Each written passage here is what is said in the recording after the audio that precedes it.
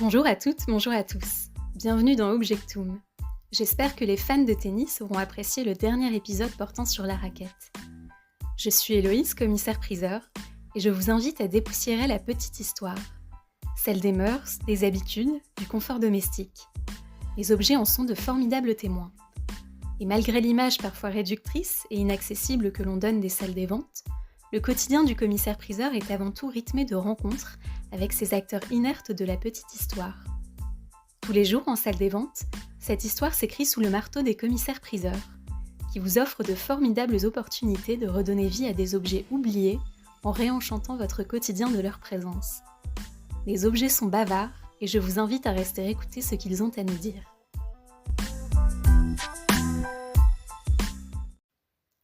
Fidèle de la série Bridgerton et des balles, cet épisode est pour vous. Longtemps, les balles ont été les principaux acteurs de la vie mondaine, les ancêtres de Tinder, particulièrement ancrés dans le milieu bourgeois. Mais beaucoup de règles entourent ces balles, à commencer par le choix des partenaires de danse. Pour ce faire, un petit objet était présent pour organiser l'ordre de succession des cavaliers et de la danse accordée. Je vais vous parler, comme vous l'aurez sûrement compris, des carnets de balles. Si la tradition des bals au sens large est ancestrale et remonte au Moyen-Âge, ces derniers évoluent et retrouvent pleinement une fonction d'apparat au XVIIIe siècle, où ils sont organisés dans des hôtels particuliers et sont sélectifs. Certains sont officiels, comme le bal des Tuileries sous le Second Empire, de l'Élysée sous la République. Les carnets de bal, eux, sont apparus vers 1820. Ils ont suivi la tradition des bals, et ce, tout au long du XXe siècle. Encore aujourd'hui, des associations de reconstitution de cette tradition l'utilisent. Actuellement et jusqu'au 29 septembre, le musée Cognac-G présente une magnifique exposition dédiée au luxe de poche. Le carnet de bal fait partie de ces petits objets dits de poche, dont l'âge d'or se situe entre le Second Empire et la Première Guerre mondiale. Leurs dimensions sont variables, on parlait même de carnets bijoux pour les plus petits faisant 5 par 3 cm. Au XXe, ils font plutôt 10 par 15 cm. Le carnet de bal, comme indiqué, servait à inscrire le nom de la danse et le partenaire, afin d'organiser le programme de la soirée. Il est intéressant car en fonction de son époque, il démontre la diffusion de la danse en Europe, un répertoire populaire qui a su s'enrichir au fil des décennies. La traditionnelle valse y figure aux côtés de la polka, la mazurka, la scottish, la redova, le gallo, la gigue, la mousmée, les quadrilles. Le bal en lui-même évolue également de la fin du XVIIIe au XXe siècle, devenant public et s'affirmant comme lieu de sociabilité et de démonstration par excellence, tout en tendant à des normes plus souples. Traditionnellement et dans un premier temps, tout cela était inscrit au dos d'un éventail. Le carnet de bal est proche de lui techniquement et relève de l'art de la tabletterie. C'est au fur et à mesure que l'objet a pris son indépendance en tant que véritable carnet, dont les matériaux allaient des plus simples et accessibles, à l'instar du carton, des feuilles de papier, aux plus luxueux. Certains carnets pouvaient être en or, en vermeil ou en argent. Sinon, assez fréquemment, l'on retrouve l'écaille, l'ivoire en lame pour écrire, ivoire souvent diépois, la nacre, avec souvent de riches décors incrustés de cuivre, de métaux ou émaillés, et notamment les initiales incrustées sur le carnet. Autre matériau que l'on a retrouvé, au sein de la carte porcelaine, c'est un type de carte du 19e à l'apparente texture de porcelaine par sa couverte en céruse, pigment à base de plomb avec impression à la pierre lithographique pour le décor. Cette carte porcelaine pouvait servir de carte de visite, mais aussi lors des bals. La céruse a été interdite dans les années 1860 car dangereuse. On en trouvait notamment beaucoup à Gand et à Bruges, et de manière générale en Belgique. Au cours du XXe, les carnets sont imprimés avec les mentions des danses déjà écrites et il ne reste plus qu'à indiquer le cavalier. Le répertoire de danse est d'autant plus large. Passo doble, tango, valse viennoise, samba. Par ailleurs, ce petit objet n'est pas seul. Un porte-mine, un crayon est glissé dans la longueur. Un flacon à sel peut aussi y être dissimulé. Cet objet vous est sûrement familier car il faisait l'objet du tout premier épisode d'Objectum. Le carnet s'attache par une chaînette au gant ou au poignet, à l'éventail, et peut se glisser dans le décolleté ou la ceinture. Dans Objectum, l'intérêt est d'étudier les objets pour les faire parler de la petite histoire. Les matériaux ne sont donc pas anodins, ils reflètent les rangs sociaux, la richesse du propriétaire.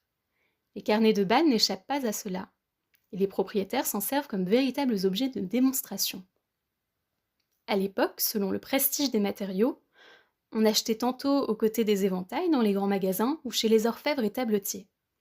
Ces objets sont faits pour durer car les mentions s'effacent et le carnet se transmet ainsi aux jeunes filles de la famille, faisant leur entrée dans la société. Et le carnet, comme le bal, est entouré de règles. Par exemple, on ne peut pas accorder plus de 3 danses au même cavalier lors d'un bal. Objet courant, le carnet de bal se retrouve sous de nombreuses formes et il est présent dans les collections muséales à Paris et en région. Le Palais Galliera, musée de la mode de la ville de Paris, en conserve un de 1865, sous forme d'éventail avec des lames en ivoire. En région, le musée des Beaux-Arts de Reims en conserve plusieurs, plus traditionnels et représentatifs du Second Empire, en écaille, soie et carton, et le second en ivoire, velours et soie. Comme dans tout épisode, je vous invite à décrypter la cote des carnets de bal. Pour commencer à le comprendre, la valeur d'un objet dépend de sa rareté sur le marché, mais de tout un tas d'autres indices, comme la préciosité du matériau. Le carnet de bal n'échappe pas à cette règle. Les plus luxueux, en or, peuvent s'envoler pour plusieurs milliers d'euros. La maison de vente Colin du Bocage a adjugé pour 7 100 € un très bel exemplaire en or 18 carats, à décor richement émaillé de scènes de courtisans il y a quelques années. Mais le but de ce podcast est de vous prouver que les salles des ventes sont peuplées d'objets beaucoup plus abordables. Lors d'une très belle vente luxe de poche, faisant écho à l'exposition actuelle du musée Cognac-G, la maison Audap et Associés, entourée de leurs experts, ont proposé une vingtaine de carnets de bal, adjugés pour des valeurs allant de 130 à 720 € frais inclus. Là encore, dépendant de l'état du carnet, la préciosité des matériaux, sa rareté et son époque de production. Le catalogue de cette belle vente est encore consultable en ligne sur leur site. Et s'agissant d'un objet répandu, le carnet de bal est fréquent en salle des ventes. Parmi les ventes à venir, le 30 juin, Saint-Paul Auction propose un joli carnet de bal en vermeil, dans son écrin. Il est estimé 120 €. Là encore, le prix est lié à la préciosité du vermeil. Et aux enchères, sur la base interenchères, ce sont aussi de nombreux carnets de bal qui ont trouvé preneur sous le marteau pour des valeurs allant de 5 à 50 €.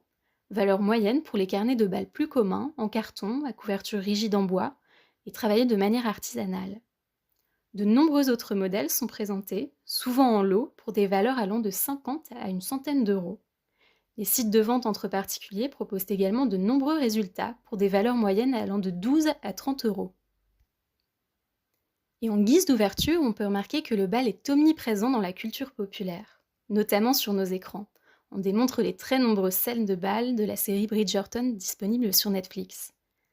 On remarque un certain renouveau des bals historiques, tel qu'évoqué, par des associations qui en font perdurer la tradition, comme l'association qui a à juste titre choisi le nom Carnet de bal, que vous pouvez suivre sur Instagram sous le nom Carnet de bal.